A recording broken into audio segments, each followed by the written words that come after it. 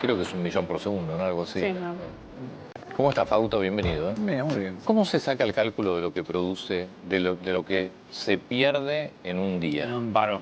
En un paro, olvídate si quieres paro. ¿Cómo saco el cálculo yo? Bueno, De- de hecho lo diseñé yo el cálculo así que Bueno. hace muchos años. Bien. En la UADE, en el Instituto de la Sí, UADE. lo hemos diseñado. Claro, bueno, el de la UADE, ayer dio con la UADE da también, creo que 20 millones de diferencia, no hay mucho. Así, sí, de hecho el de Aguade es el que diseñamos nosotros y yo ya lo había diseñado esto hace como 20 años. Más o menos el mismo modelo. El cálculo es el siguiente. Vos tenés el PBI diario, nosotros medimos Sí. PBI mensuales, hoy hay un montón de mediciones, sacás el PBI diario y ahí empiezas a sacar un montón de sectores que no te van a ser alterados por un paro.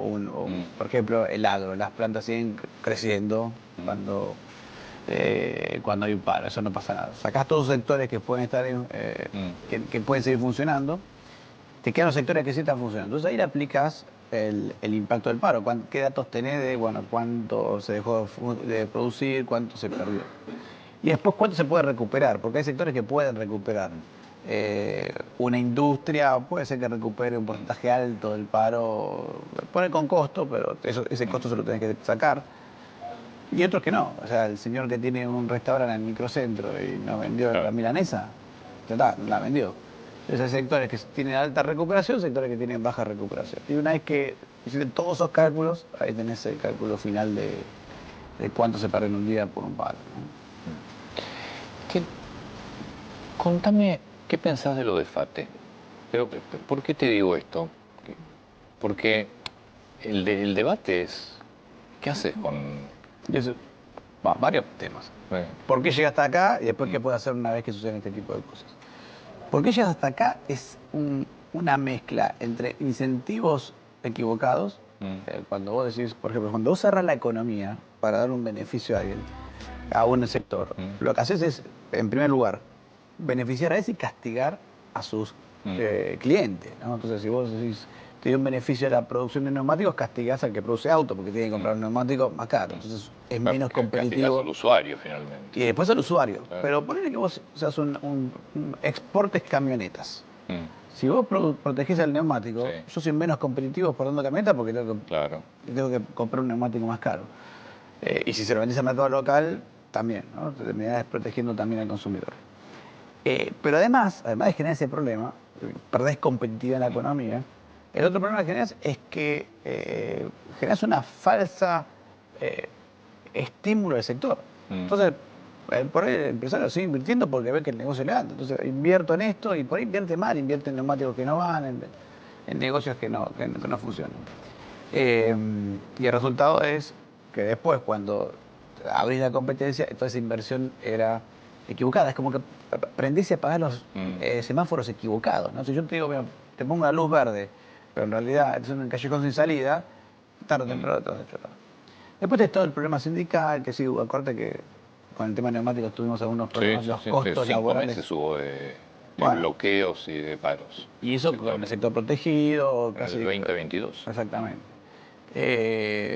Entonces me parece que tenemos que entender que cuando uno protege una economía, no está protegiendo realmente, está generando incentivos equivocados que a la larga terminan estos problemas por ahí hasta más grandes del que tenías antes, ¿no?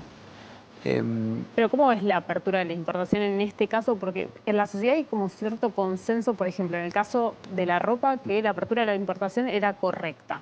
¿Ves que en el caso de los neumáticos es lo mismo? ¿La sociedad avala la apertura de importaciones ahí? ¿Y en qué otros sectores ves que no, o vos no abrirías las importaciones? Pero es que más no nos queda otra, porque neumáticos Argentina produce la Nada, mitad de los sí. neumáticos que se menos. necesitan, o menos de la mitad. Menos, y además, por ejemplo, todo lo que es agro no produce nada. No produce Todo lo que es nada. maquinaria no produce nada. Tal cual. Entonces terminás teniendo, pero vuelvo al punto. Acá no es un problema del empresario en sí, es un problema de los estímulos. Lo que pasa, perdón, lo que de pasa es las que antes políticas. se importaban las mismas fábricas. Bueno, a veces importaba una fábrica, Claro. pero que es un error del estímulo, del tipo de política que generas. Porque yo pongo cualquier política y obviamente si hay una oportunidad de negocio, un empresario va y lo va a tomar. Ahora, después, Está bien. después eso genera daño. Yo te abro, ¿no? y entonces digo, mira, ahora no puedo competir, cierro y dejo a 1.000 personas en la calle. Bueno, después la siguiente parte que sí para mí, por ahí hay que trabajar un poco más, lo han hecho en otros países, es qué pasa cuando pasa esto. Bueno, se puede reentrenar, se puede dar curso de capacitación a esa gente para que pueda volver al mercado laboral. Los sindicatos deberían estar en eso. Si vos vas a los sindicatos de Australia o Nueva Zelanda, intentás encontrar con los sindicatos, tienen todo un sistema de apoyo probablemente con los gobiernos para asistir a toda esta gente que se hace. No estamos en una economía que genere empleo. No, además. Además tenemos un problema en la economía que no está generando empleo. Yo creo que eso va a permanecer por un tiempo todavía.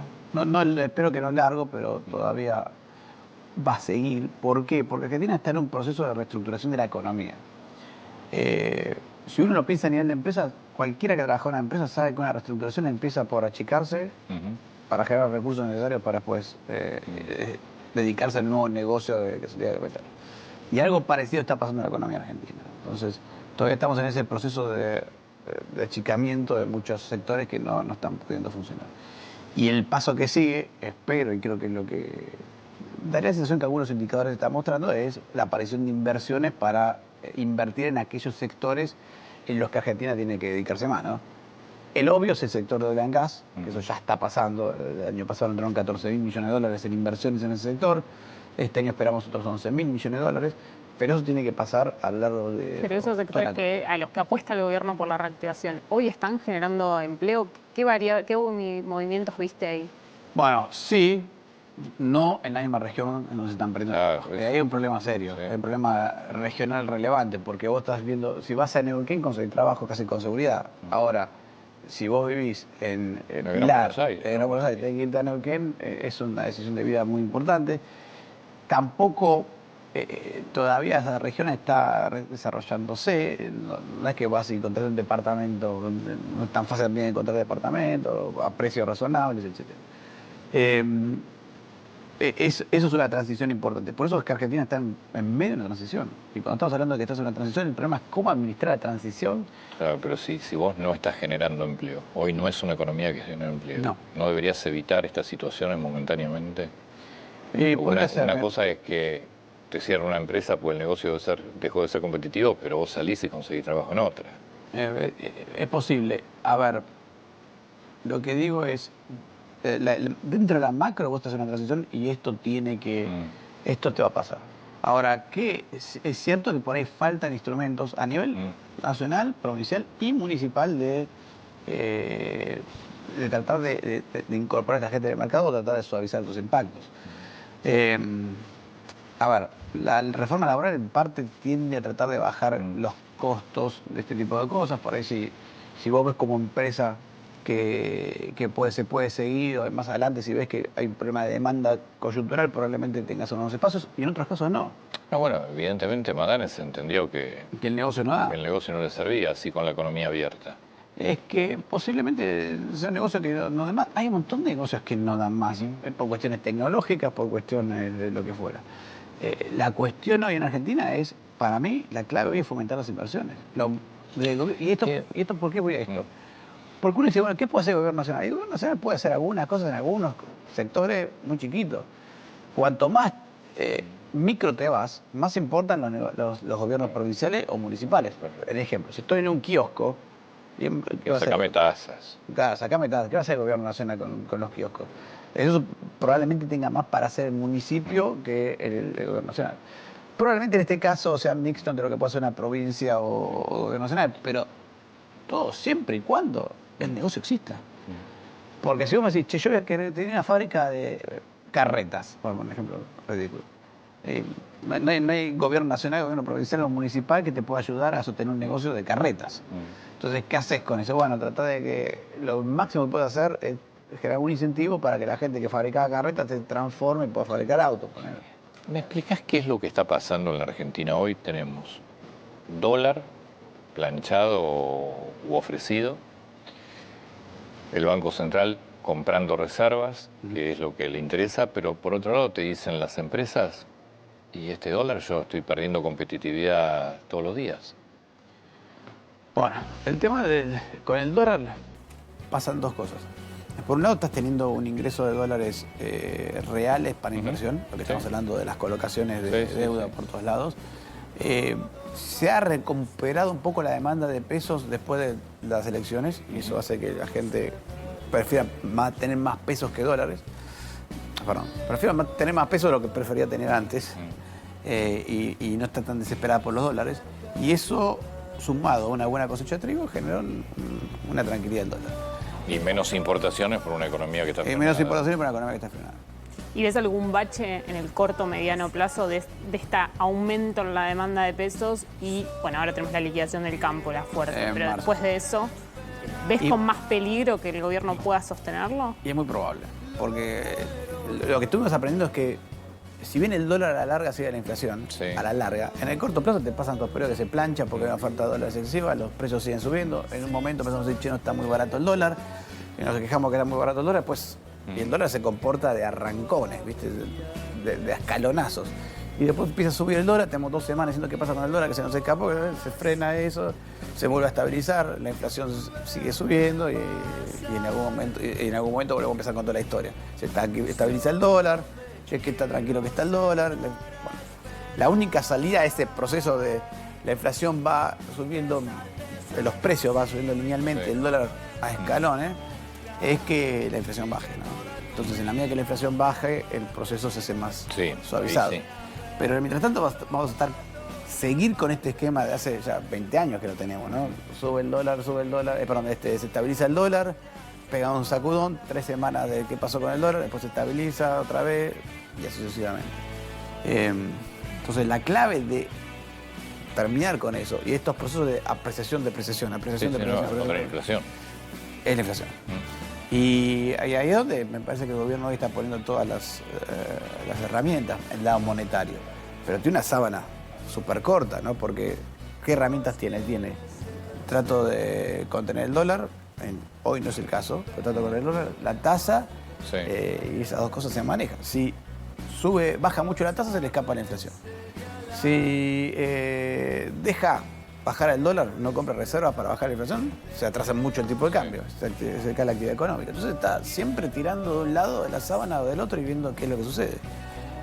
Y me parece que no le queda otra tampoco, no hay una solución. Lo que hace es tratar de acomodar la sábana en el medio, bueno, me cubro un poquito los pies, un poquito el brazo y así me abrigo un poquito, ¿no? ¿Te preocupa la situación de las tasas hoy en los niveles en los que está? Están altas las tasas y con un problema de actividad económica, digamos, de casi estancamiento en la mayor parte de los sectores, tasas altas implican problemas más de actividad económica. Ahora, si bajas la tasa, se te escapa la inflación.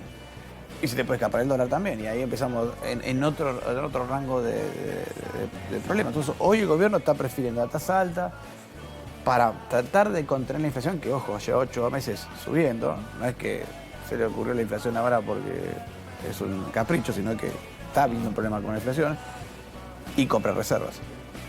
Pero te das cuenta que no puede ir por todos lados. Porque si quisiera bajar las tasas por dejar de comprar reservas, se le escapa la inflación y tener otro set de problemas.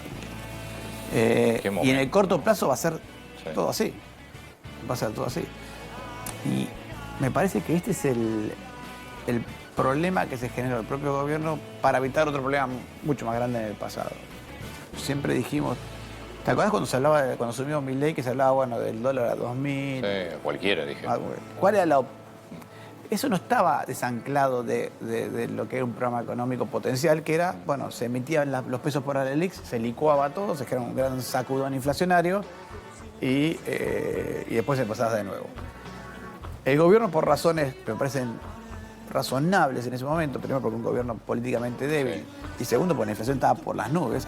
Acuérdense que la inflación del gobierno llegó hasta casi 300% en abril, cuando el gobierno terminó de hacer los primeros ajustes, 287. Con esos niveles de inflación, el gobierno decidió no hacer la licuación de la Alelix y encapsular el problema. Eso le lleva al gobierno a tener un problema en cuotas, está pagando ese problema en cuotas. Por eso le cuesta bajar la emisión monetaria, le cuesta bajar la inflación, etc. Tenés encajes altos y las consecuencias son estas, ¿no? Que tenés este tipo de problemas donde no podés controlar todas las variables monetarias como quisieras. Fausto, muchas gracias. De nada.